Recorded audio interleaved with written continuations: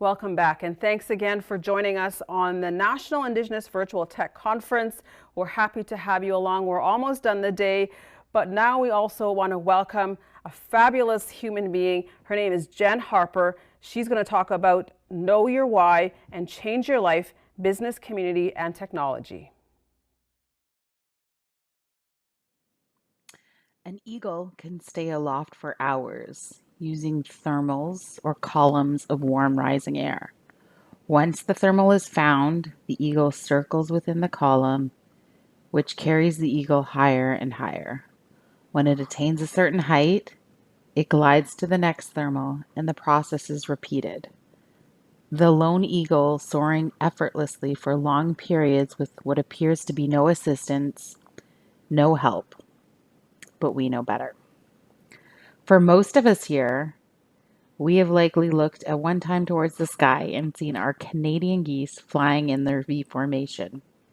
During this flight, the birds carefully position their wingtips in order to catch the preceding bird's updraft, thereby saving energy during flight. And in doing this, the birds are able to double their flight times. So in our lives as humans, there are times when we have what appears to be this natural ability to soar like the eagle, but in reality, there is more at work than appears to the naked eye, like the thermals.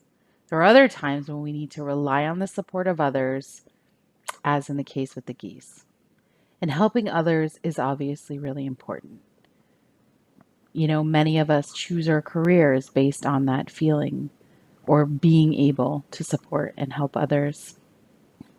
One particular characteristic is empathy. It is the innate quality that humans have, like the eagle's ability to soar, but there's some work or practice involved in truly becoming an empathetic person, like the work of the geese. Empathy has been described as having the ability to put oneself in another person's situation and truly feel or understand what that person is experiencing. It is not just understanding what they feel, but being able to feel what they feel. It's a beautiful quality commonly known as walking in another person's shoes. And one of the most powerful ways to cultivate empathy involves using our imagination. We may never have experienced what another person has, yet we can ask ourselves a bunch of questions. Like, if I were in this situation, how would I feel and what would I need? Using our imagination to answer these questions will help us truly become more empathetic. And really, every aspect of our lives will benefit when we show empathy. So, a great way to share what empathy looks like in real life, a book I read many years ago and actually read for several years, um, has a really powerful experience. I'm going to share that with you. So, there's the man, and he's on a subway early one Sunday morning while in New York City. And so we know that New York City is usually extremely so busy. If you're on the subway, you're definitely not alone. But it's a Sunday morning when the train is extra quiet. So the man's sitting there reading his paper, and then on the train comes a man and his three children.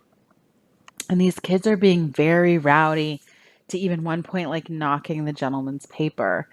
So he finally decides he needs to say something to the father, and he says, "Sir, please, your children." And the father lifts his head and looks at the man, and it's kind of like he's coming to the realization of what's going on.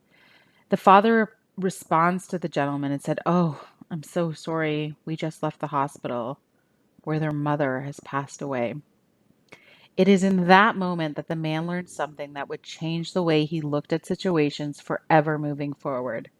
The man on the train, his name is Dr. Stephen Covey, and he's written a book, and I'm sure many of you have heard about it. It's The 7 Habits of Highly Effective People. And in the book, Dr. Covey describes a concept of a paradigm shift and helps the reader to understand that different perspectives exist. In other words, the shift is a fundamental change in approach or underlying assumptions. And that situation on the subway with the father and the three children resulted in a huge shift in Dr. Covey's paradigm. So, this brings me to the reason I'm here with you today, sharing my personal journey, inviting you into the Cheekbone Beauty Circle will hopefully help all of you grow your businesses and lives and discover the impetus that will escalate your work and your life. The idea comes from an Indigenous worldview, which is based on this circle and that everything is connected, or we're all in relationship. So the road to healing has been difficult for many of us. You know, First Nations, Métis, and Inuit people have a history and a long, sordid story of pain and suffering, and the reparative process cannot happen overnight. So, just to give you a sense of what some people need to overcome, let me tell you a story about a woman I recently came to know. She's in her 40s, married with a couple of children. She works full time. And if you would have met her 10 years ago, you would think that she could have anything she wanted. She owned a beautiful home, drove a nice car, had a great family, friends, a good job. But there was a problem, and the problem was her past. Actually, her family's past. She had this pain and had no idea it was likely due to the suffering some of her family had experienced. Her grandmother, who was a residential school survivor, which basically means she made it out and she didn't die at the school. But she did leave the system with scars, numerous scars, both physical and mental. Her grandmother was taken from her family without consent and put in a system and abused repeatedly. If she tried to speak Ojibwe, she would be physically punished for doing so. And this all started for her grandmother when she was only 6 years old and lasted 10 years until she was finally able to leave the school system at the age of 16. And this woman's grandmother went on to have 8 children.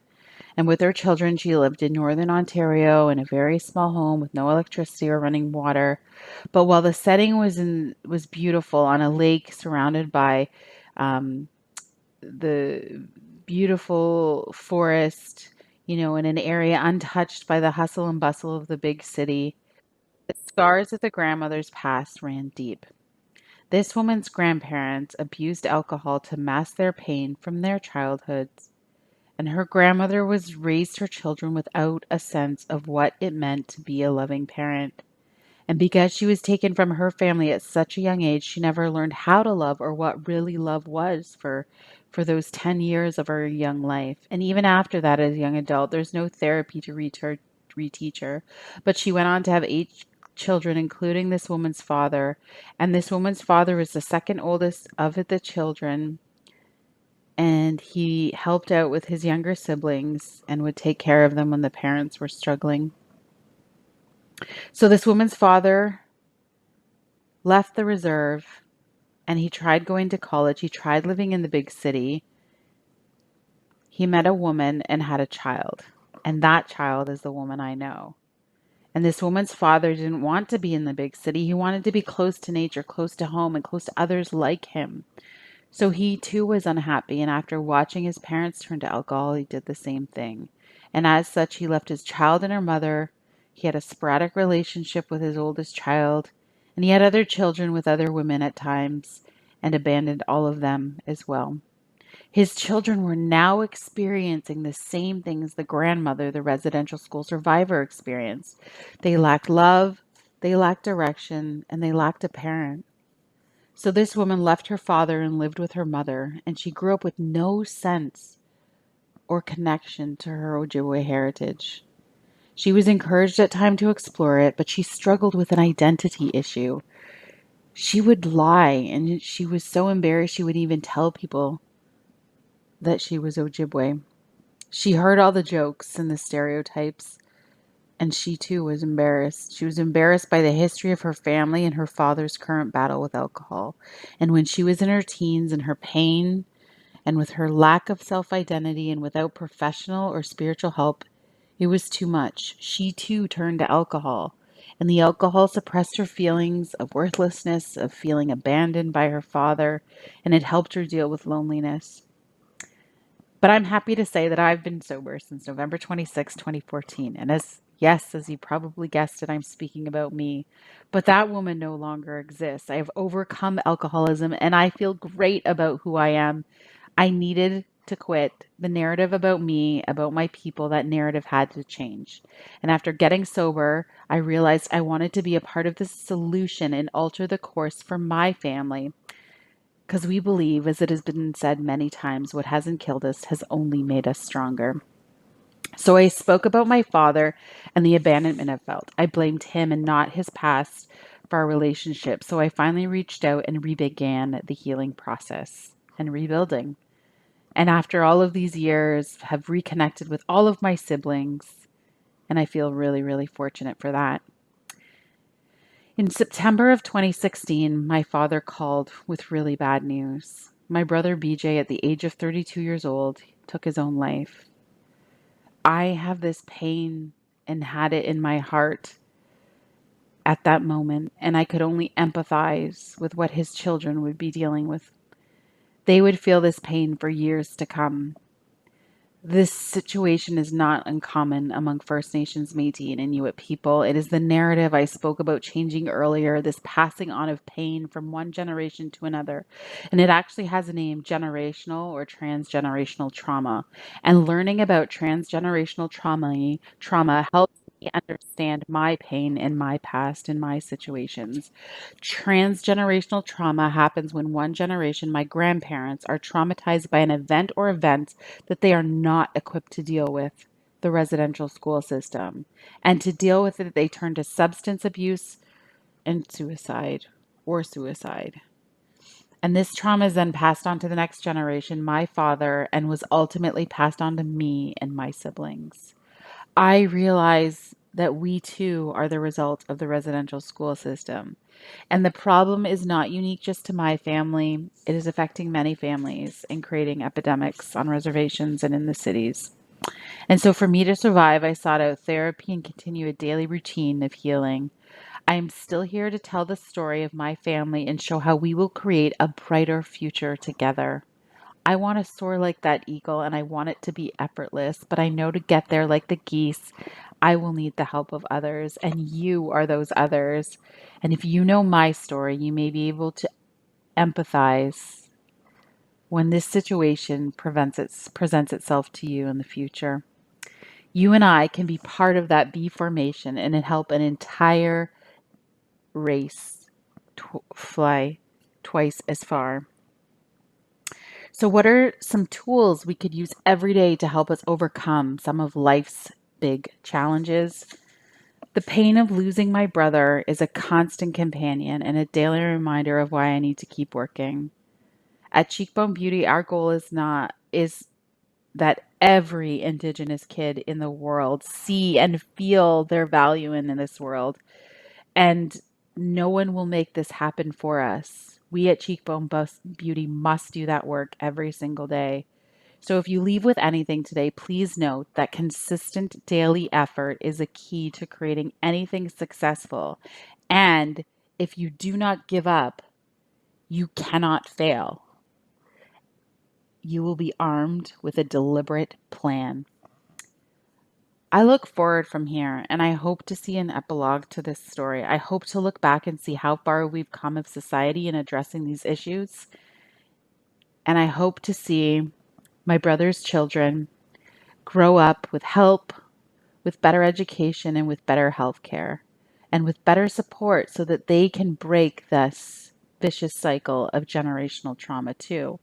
There is no tragedy that can't be overcome with the right support and a loving community. Trust me, I know. I've been there.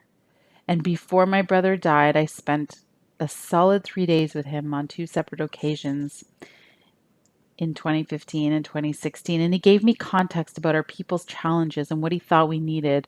And I told him all about my plans to build Cheekbone Beauty and what I wanted to create.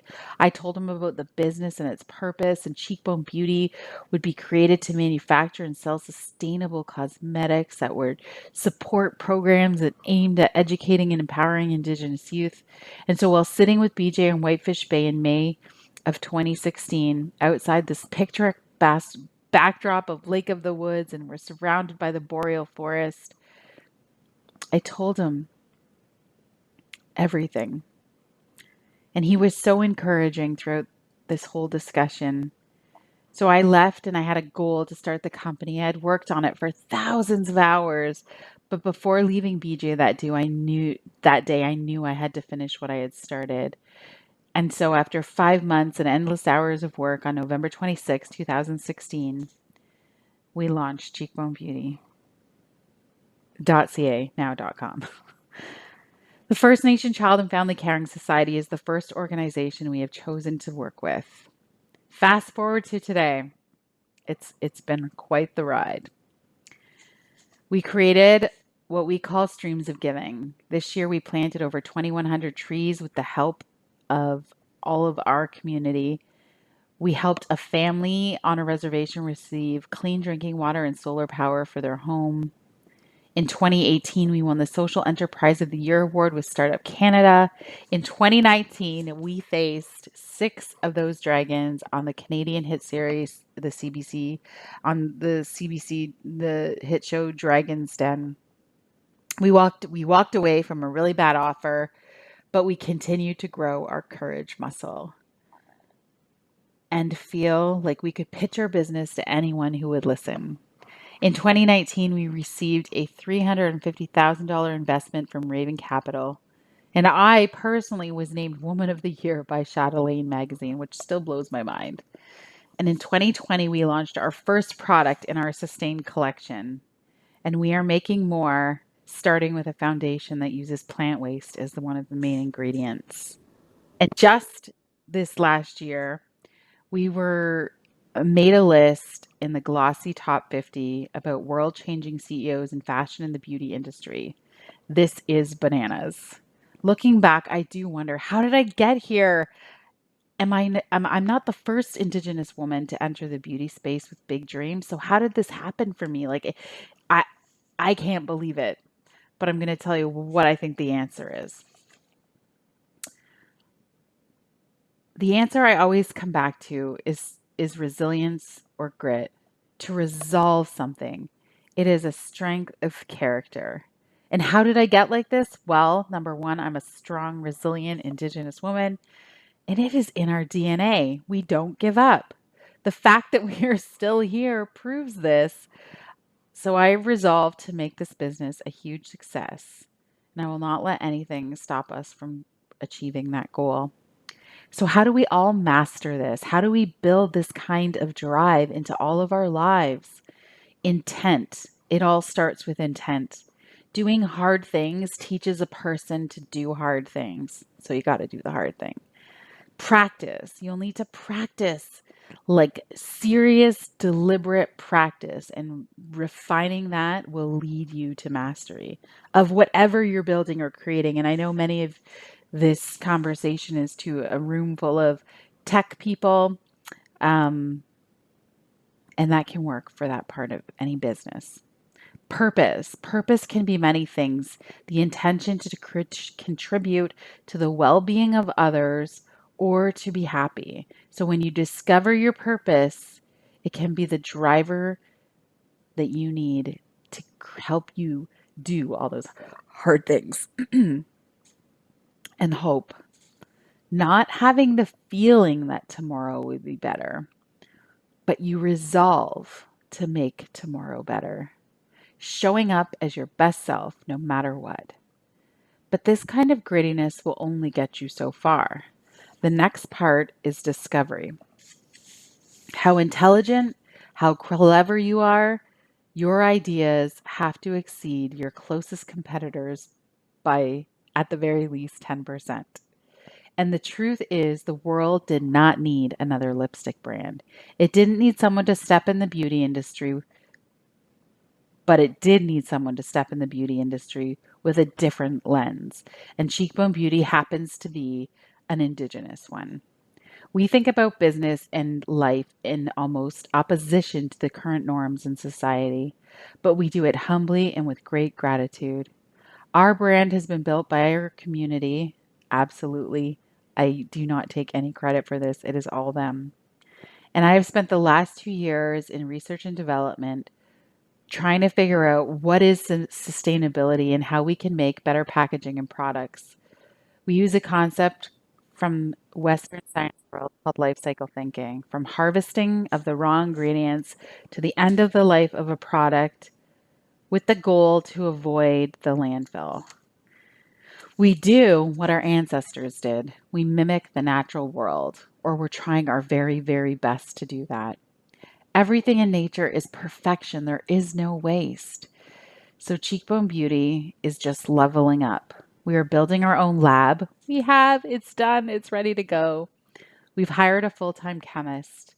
We operate in a bunch of offices and have a warehouse.